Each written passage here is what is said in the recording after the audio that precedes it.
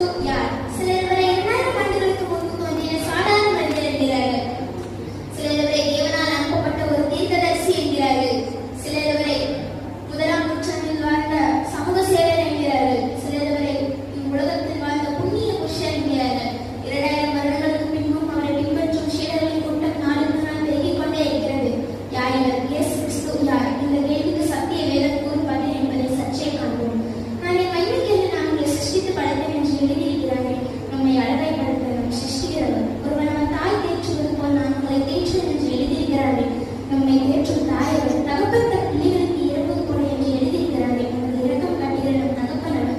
ஒருவன் தன் சிநேகிதனுக்காக தன் ஜீவனை கொடுக்கிற அன்பிலும் அதிகமான அன்பு ஒருவனிடத்தில் உண்டு என்று சொல்லியிருக்கிறார்.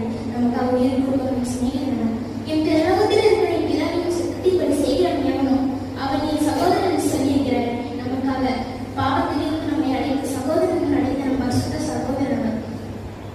நாம் சாந்தமும் தாழ்வுமா இருக்கிறேன், என் நுகத்தை மண்ணில் ஏற்றுக்கொண்டு கற்றுக்கொள்ளுங்கள் என்று சொல்லியிருக்கிறார்.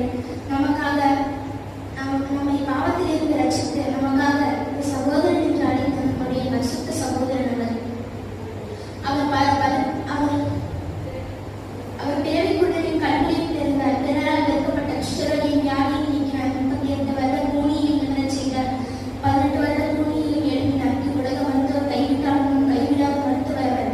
பிள்ளைகள் பாவிகளை ரட்சிக்க கிறிஸ்து இயேசு உலகத்திற்கு வந்தார் என்று வேதம் சொல்லி இருக்க, நம் பாவ சிந்தையிலிருந்து பாவத்தின் விளைவான தண்டனையிலிருந்து மீட்பவர் நம் ரட்சகர் அவர்.